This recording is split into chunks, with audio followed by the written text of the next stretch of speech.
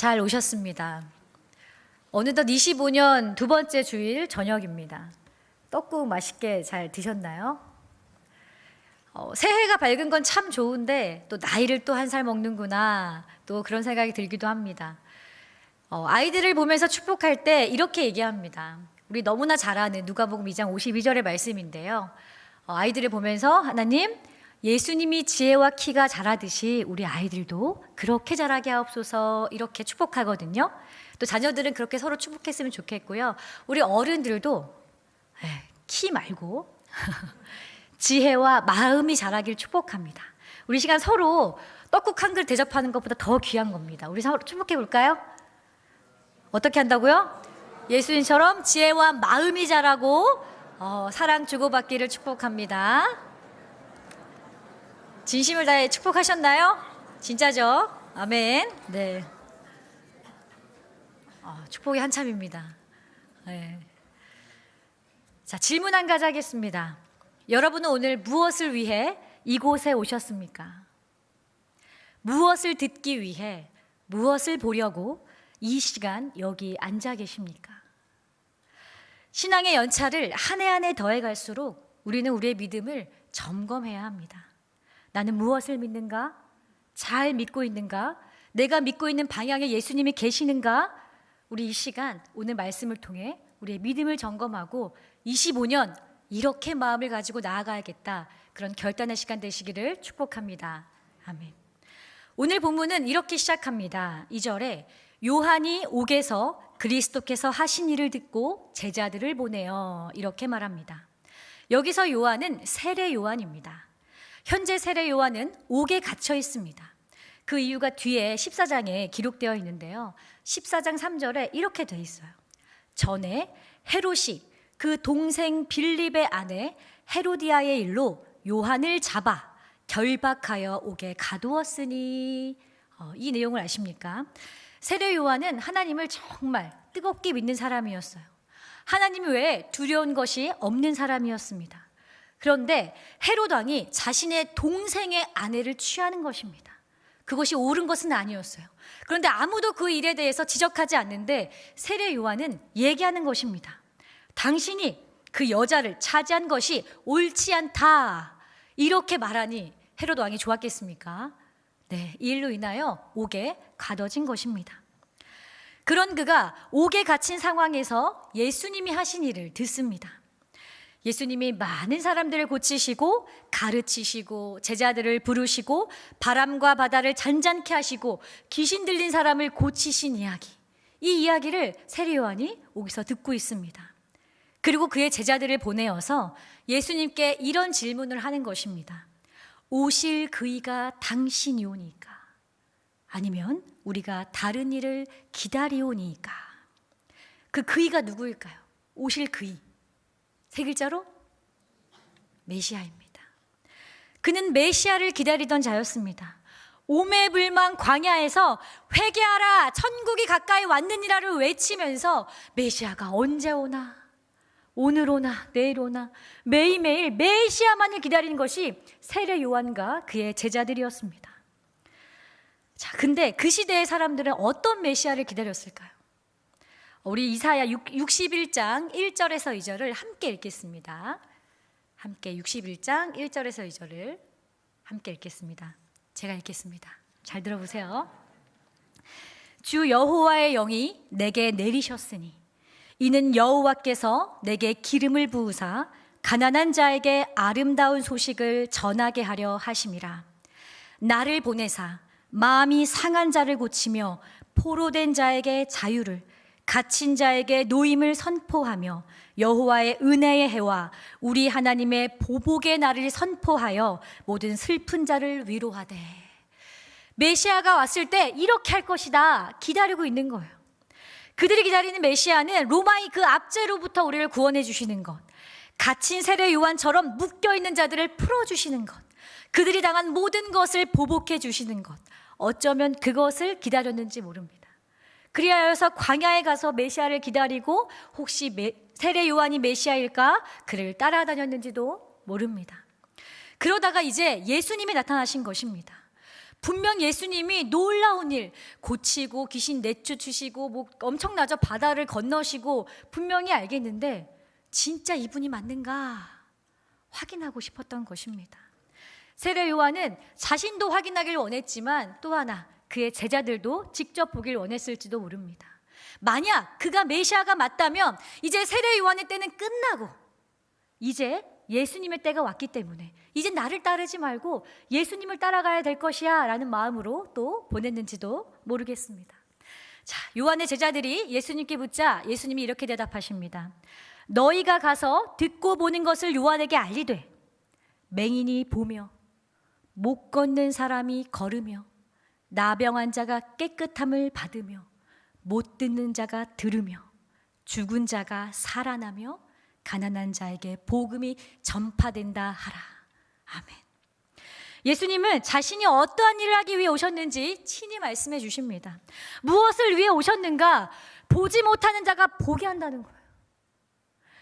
걷지 못하는 자가 걷게 한다는 거예요. 귀가 막혀서 듣지 못하는 자가 듣게 하시고 심지어 죽은 자를 다시 살아나게 하시는 것. 이것이 예수님이 이 땅에 오신 이유입니다. 이것을 두 글자로 말하면 어떻게 표현할 수 있을까요? 생명이지요. 예수님은 우리에게 생명을 주기 위해 오셨습니다. 믿으십니까? 이것을 기억하셔야 됩니다. 많은 것을 하나님이 주시지만 예수님이 주시지만 예수님이 가장 주기 원하신 것은 무엇이냐? 생명. 그 생명을 주기 위해 이 땅에 육신의 옷을 입고 오신 것입니다. 생명은 가장 중요한 것인 동시에 전부입니다. 생명이 없으면 아무것도 없는 것이기 때문입니다. 예수님은 이 땅에서 살아갈 수 있는 생명을 주셨고 죽임을 이기고 영원한 생명을 누리는 복을 주셨습니다. 예수님은 우리에게 생명을 주시기 위해서 자신의 모든 것을 내어놓으시고 우리에게 생명을 허락하셨습니다. 그리하여서 예수 믿는 자는 어떠한 자들이냐? 이러한 생명을 소유한 사람, 예수님이 준 그 전부를 가진 사람, 누리는 사람, 그것을 복이라고 여기며 살아가는 사람이 예수 믿는 자인 것입니다. 그리고 예수님은 이 말을 덧붙이십니다.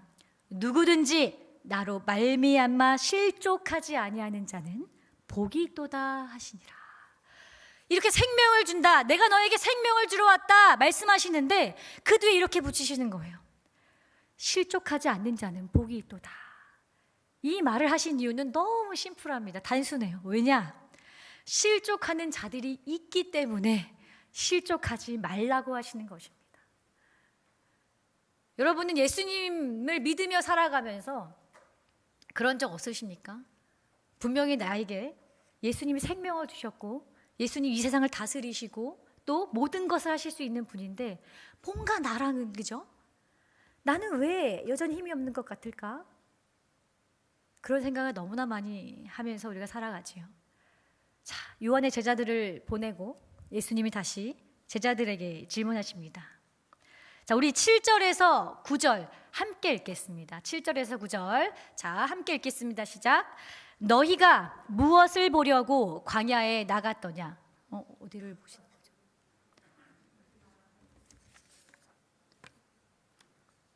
죄송해요. 자, 앞을 제가 뺐어요. 자, 그들이 예수 떠나매. 자, 시작.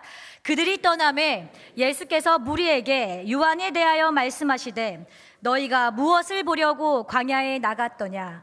바람에 흔들리는 갈대냐? 그러면 너희가 무엇을 보려고 나갔더냐? 부드러운 옷 입은 사람이냐? 부드러운 옷을 입은 사람들은 왕궁에 있느니라. 그러면 너희가 어찌하여 나갔더냐? 선지자를 보기 위함이었더냐? 옳다. 내가 너희에게 이르노니 선지자보다 더 나은 자니라. 아멘. 여기서 광야는 아무것도 없는 곳이 아니었습니다. 사람들이 모이는 곳이었어요. 사람들이 메시아를 기다리면서 또는 메시아가 언제 오나 보기 위해 광야로 나갔습니다. 특히 세례 요한이 광야에서 메시아가 오실 것이다 외쳤기 때문에 그를 따른 사람들이 모였고 그를 시기하는 사람들이 모였고 그냥 구경 나간 사람들로 그 광야에 사람들이 많이 있었습니다.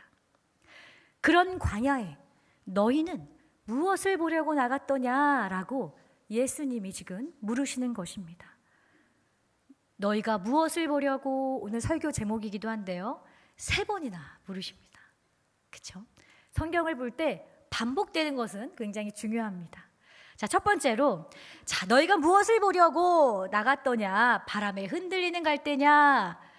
자, 이 바람에 흔들리는 갈대를 제가 정말 많이 묵상했습니다. 예수님, 이 바람에 흔들리는 갈대가 무엇입니까? 자, 3가지로 제가 정리를 해보겠습니다. 첫 번째로, 갈대는 세례 요한이 활동하던 요단 골짜기에서 흔히 볼 수 있는 것이 갈대라고 합니다. 그래서 그 갈대로 막대기를 만들기도 하고 측량하는 지팡이를 만들기도 하고 글 쓰는 펜 등으로 사용될 만큼 자주 볼 수 있는 것이 갈대라고 합니다. 그래서 다시 말해 바람에 흔들리는 이 갈대는 그저 광야에 나가면 눈에 보이는 것들이었습니다. 자, 무엇을 보려고요? 메시아가 있나 한번 나갔더니 무엇이 보입니까? 지금 바람에 흔들리는 갈대가 보이는 것입니다. 주님을 보러 왔지만 그저 주님의 집 앞마당만 밟고 오는 것과 같을지도 모르겠습니다. 주님을 본다고 하지만 눈앞에 당장 있는 그 갈대, 높은 현실의 벽, 내 상황만 보고 있는지도 모르겠습니다. 그것에 대한 비유인 것 같습니다. 또 하나, 또 갈대는 쉽사리 바람에 흔들리고 꺾이기 때문에 우유부단하고 지조 없는 사람이나 참된 인도자 없이 방황하는 유대 민족에 비유되기도 했습니다. 지금 이들은 메시아를 정확히 알지 못합니다. 그들이 기대하는 메시아가 가득 차 있기 때문에 바로 눈앞에 메시아가 있지만 알아보지 못하는 것이죠. 그러면서 세례 요한, 그 대단한 세례 요한도 확신을 얻기 위해 제자들을 보냈지 아니했습니까? 그렇기에 이 갈대는 흔들리는 믿음이라고 보기도 합니다. 자, 3번째로 이 바람에 흔들리는 갈대는 이렇게 얘기도 하더라고요. 어떤 학자들은 이 갈대를 돈으로 보기도 합니다. 그 당시 헤롯이 로마 황제 티베리우스라고 있거든요. 너무 잘 보이고 싶은 거예요. 그래서 그를 위한 도시를 건설합니다. 그 이름이 그 황제랑 비슷한 디베랴 도시입니다. 들어보셨죠? 성경에서. 그런데 이 도시를 건설하면서 기념 주화를 만들어요. 그래서 그 앞뒤로 갈대가 있어요. 그래서 어떤 분들은 이것을 돈으로 해석하더라고요. 사람들이 모이는 곳에 돈이 또 필요하고 쓰이니까 너희가 돈을 보러 갔더냐 이렇게도 말하기도 합니다. 어찌됐든 너희가 무엇을 보려고 나갔느냐, 그 갈대는 너의 상황이냐, 보이는 현실이냐, 네가 원하는 그것이냐 라고 볼 수 있겠습니다. 자, 예수님이 다시 물으십니다. 그러면 너희가 무엇을 보려고 나갔더냐? 부드러운 옷 입은 사람이냐? 부드러운 옷을 입은 사람들은 왕궁에 있느니라.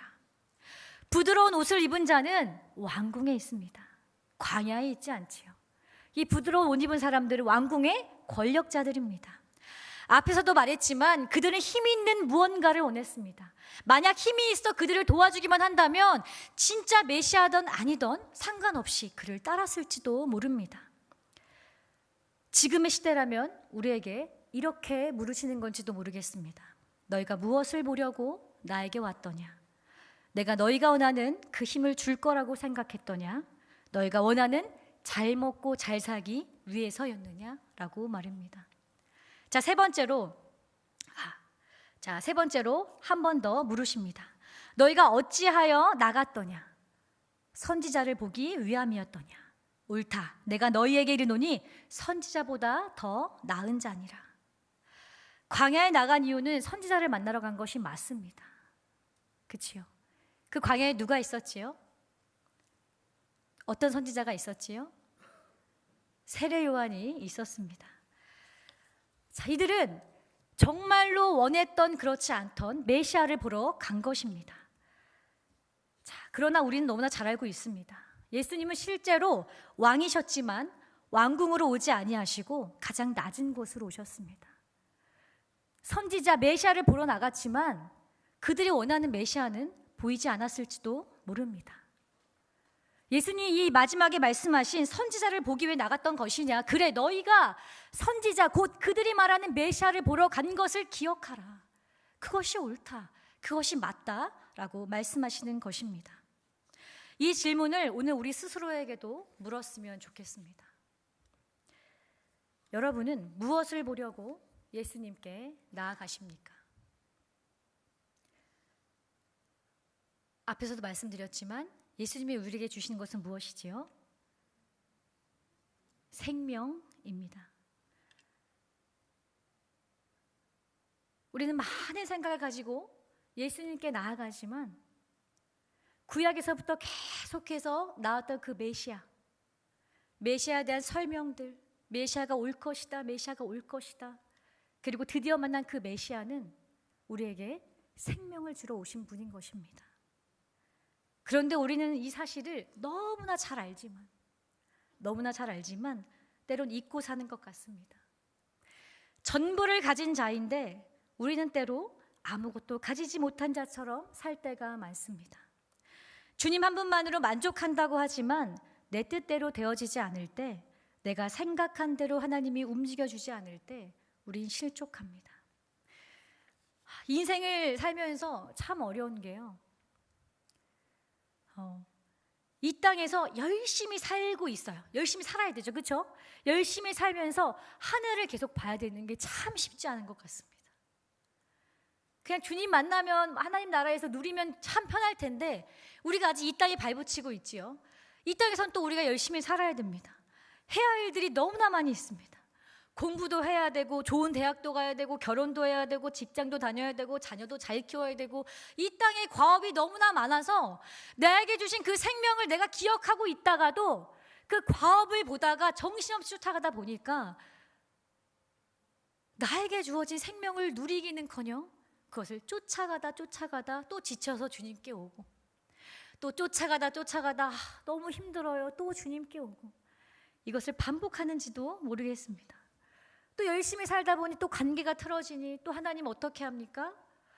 우리가 분명히 예수의 그 생명을 가진 자인데 그 생명으로 내가 먼저 충만하고 그 생명을 나눠주고 흘러 가야 되는데 허덕이는 것입니다, 이 땅에서. 그런데요, 제가 분명히 말씀드릴 수 있는 것은 하나님은, 예수님은 결코 우리에게 부족하게 주신 적이 없습니다. 한 번도 우리를 떠나신 적이 없고 우리의 모든 필요를 아시고 공급하시는 분이십니다. 그런데 그럼에도 불구하고, 생명을 가졌음에도 불구하고 우리가 힘든 이유는 우리의 시선이 예수가 아닌 다른 것을 볼 때가 아닌가 생각합니다. 예수를 보려고 나왔지만 바람에 흔들리는 갈대를 보게 되고, 예수를 보려고 나왔지만 왕궁의 부드러운 옷을 입은 자들에게 자꾸 눈이 가는 것입니다. 예수님만 보고 싶은데 왜 이리 내 눈은 다른 데로 가는 것일까? 그 이유가 또 있습니다. 안타깝게도 우리가 발붙이는 이 땅에는 예수님만 계시지 않습니다. 왕노릇하고 있는 사단 마귀도 이 땅에 같이 있습니다.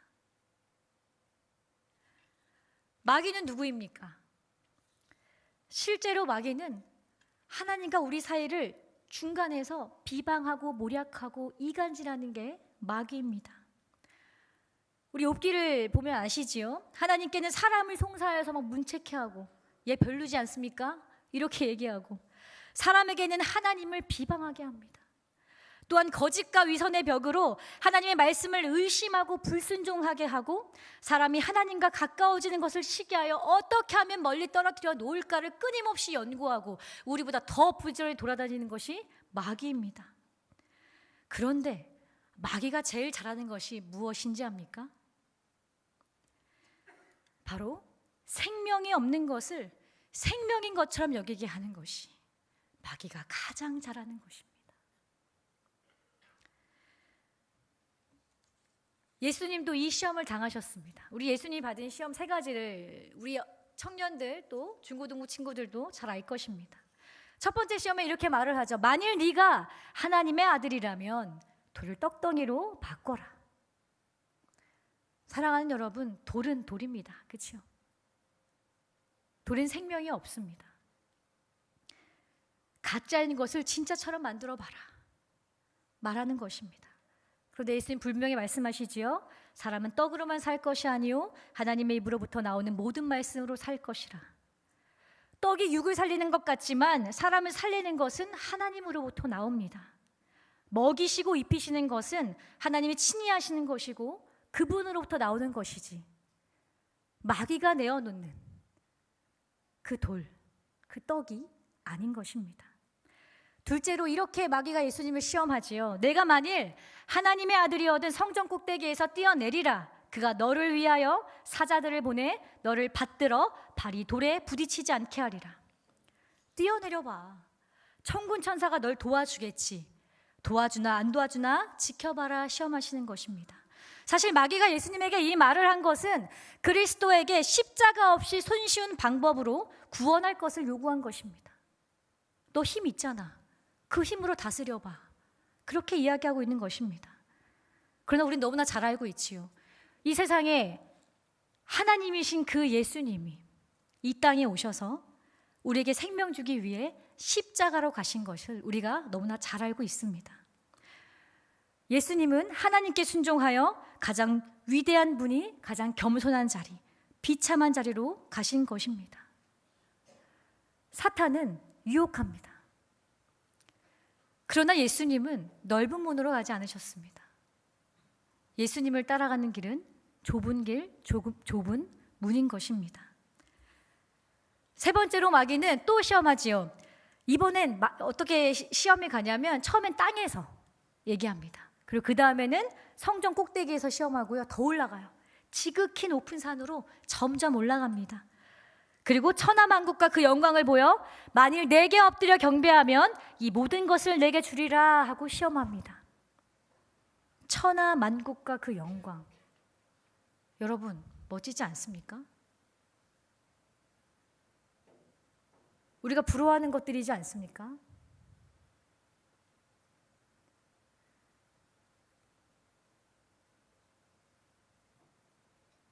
저도 마찬가지입니다. 자식이 잘 되고, 그쵸?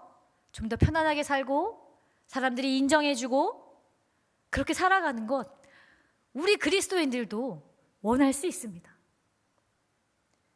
그게 꼭 나쁜 것만도 아닙니다. 그런데요, 우리가 구분해야 될 것이 있습니다. 이 천하만국과 이 영광을 누가 보여주는 것입니까? 마귀가 보여주고 있는 것입니다.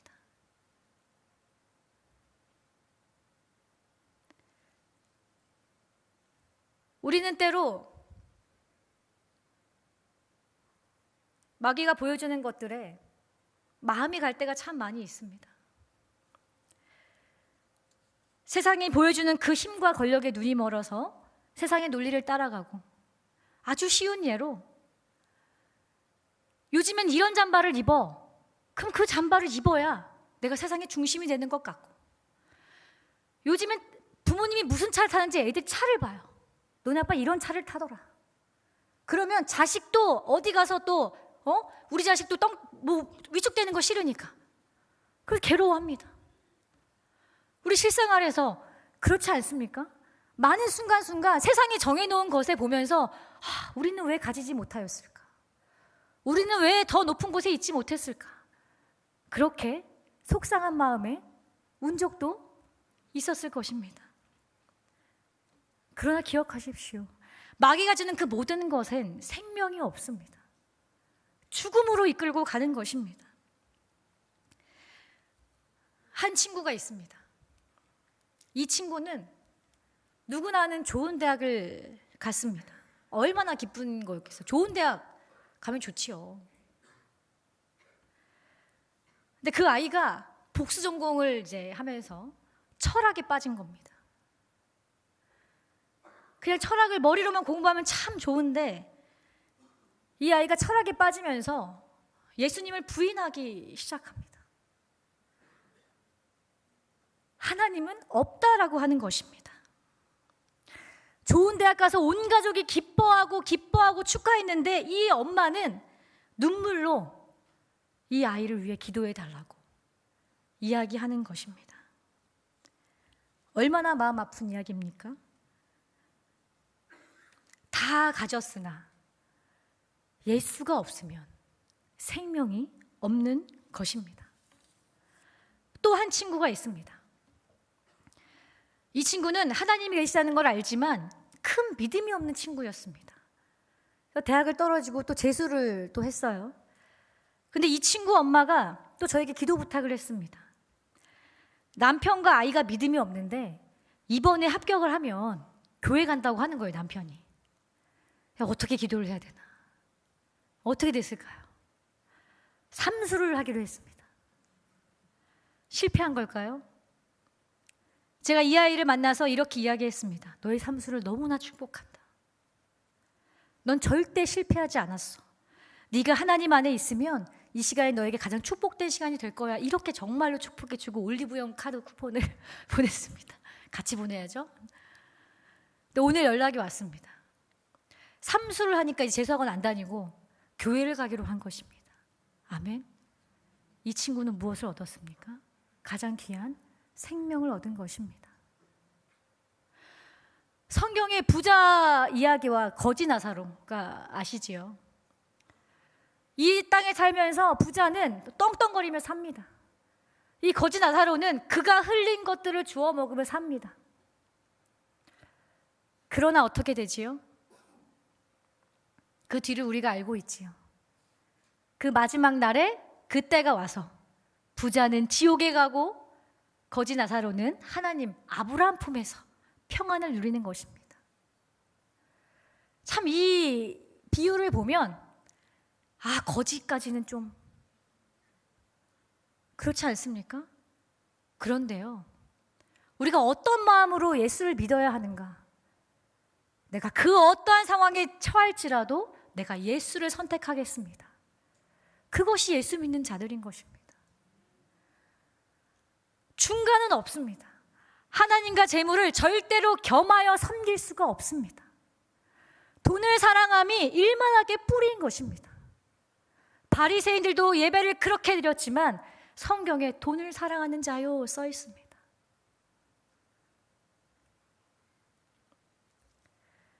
이번 주 수요일, 목요일, 금요일 2박 3일 동안 고등부 친구들이 55명의 친구들이 수련회를 갑니다. 이 친구들 얼마나 귀합니까? 또 32명의 선생님들도 거의 전 교사가 가십니다. 어떤 마음으로 갔는지 다 잘은 모르지만 또 친구 따라 갈 수도 있고 또 재밌어 보여서 갈 수도 있고 주님을 뜨겁게 만나고 싶어서 갈 수도 있습니다. 그러나 어떤 마음으로 갔던지 간에 우리가 이 아이들을 위해 기도할 것은 생명을 얻고 오기를. 내가 내 자녀에게 내가 이렇게 힘들게 살았으니 너라도 편하게 살아라 재산을 물려주기 위해 기도하는 것이 아니라 하나님, 다른 건 몰라도 하나님이 주신 생명만큼은 우리 아이가 소유하게 하옵소서 기도하는 우리 부모님들, 성도님들 되시기를 축복합니다. 그리고 혹시라도 이 55명에 또 가지 못하는 친구들도 있지요. 그 친구들도 제 마음에 막 오더라고요. 하나님, 이러저러한 상황으로 가지 못하는 우리 고등부 친구들에게도 동일한 은혜를 주시고 매주일 예배에 기름 부어 주셔서 주일에 교회를 왔다 갔다 할 때마다 그냥 왔다 가지 않고 주님이 주시는 그 생명을 얻게 하소서 기도하는 우리가 되었으면 좋겠습니다. 다시 돌아와서요. 이 시험은 예수님이 이 세 가지 시험을 다 이기셨지만 이 시험은 아직 끝나지 않았습니다. 25년 우리를 끊임없이 또 유혹하고 시험할 것입니다. 주님 오실 때까지 이 사단과의 영적 전쟁은 휴전이 없습니다. 오늘 본문 11절에서 그런 우리에게 예수님이 이렇게 말씀하시는데요. 제가 읽겠습니다. 내가 진실로 너희에게 말하노니 여자가 낳은 자 중에 세례 요한보다 큰 이가 일어남이 없도다. 그러나 천국에서는 극히 작은 자라도 그보다 크니라. 아멘. 왜 우리가 세례 요한보다 큰 자일까? 보지 않고도 믿는 우리들이기 때문입니다. 예수가 메시아인 걸 정확히 알고 있기 때문입니다. 그리고 끝까지 예수를 따라가기로 결단한 우리이기 때문입니다. 예수님이 그런 우리에게 이렇게 축복의 말씀을 하시는데요. 고린도후서 6장 9절에서 10절을 함께 읽겠습니다. 시작. 무명한 자 같으나 유명한 자요, 죽은 자 같으나 보라 우리가 살아있고 징계를 받는 자 같으나 죽임을 당하지 아니하고 근심하는 자 같으나 항상 기뻐하고 가난한 자 같으나 많은 사람을 부요하게 하고 아무것도 없는 자 같으나 모든 것을 가진 자로다. 아멘. 우리는 예수를 소유했기에 세상이 우리를 몰라줘도 하나님이 우리 이름을 아시고, 세상이 보기에 연약하고 근심하는 자 같으나 우리는 예수 안에 있기에 기뻐하며 또 기뻐할 수 있고, 가난한 자 같으나 그 누구보다 부요하고 부요하게 하며, 그리고 아무것도 없는 자 같으나 모든 것을 가진 자가 바로 우리입니다. 아멘. 25년이 시작되었습니다. 벌써 두 번째 주일인데요. 52주에서 1을 빼면 50이지요. 시간이 또 금방 갑니다. 이렇게 연말 결산을 하셨으면 좋겠습니다. 1월인데 연말 결산. 원래 새해에는 목표를 세우잖아요. 얼마를 모았고 이거보다 내가 우리 가정에 얼마나 생명이 넘치게 했는가. 내가 자녀한테 이거밖에 안 되라고 말하기보다 하나님이 너와 함께 하실 것이다 하며 생명을 뿌리는 자. 셀 모임에서 너와 나의 형편이 그럼에도 불구하고 하나님이 당신과 함께 하심을 보며 하나님을 높이고 그 셀 모임에서 하나님의 영광이 드러나는 것. 어떻게 얼마나 그 일이 25년 우리에게 일어날 것인가. 그런 걸 꿈꾸면서 기도하시며 나아갈 때 하나님이 그리고 예수님이 우리에게 넘치도록 부어주시지 아니하겠습니까? 그리고 그날 우리가 아직 알지 못하는 예수님이 다시 오시는 도적같이 오는 그날 우리를 안아주시고 칭찬해 주시며 네가 가장 큰 자다 라고 말씀해 주실 것입니다. 바라기는 주사랑 성도가, 모든 성도가 예수를 바라볼 때 있는 곳곳에 생명이 넘쳐나는, 열매가 넘쳐나는 한 해 되시기를 주님의 이름으로 축복합니다. 기도하겠습니다. 하나님 감사합니다. 하나님 감사합니다. 우리의 어떠함과 상관없이 우리를 사랑해 주시고 생명 주시니 감사합니다.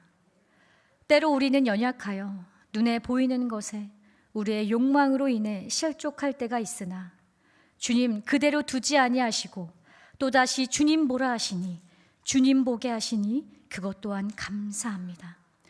아버지, 간절히 기도하옵기는 주님의 자녀들이 주님 주신 생명을 온전히 누리며 그 생명으로 인하여 충만한 기쁨과 감사를 누리게 하옵소서. 그리 아니하실지라도 주님 한 분만으로 기뻐하며 감사하게 하소서. 모든 것 주께 맡겨오며 지금도 살아계셔서 우리와 함께 하시는 예수 그리스도의 이름으로 기도합니다. 아멘.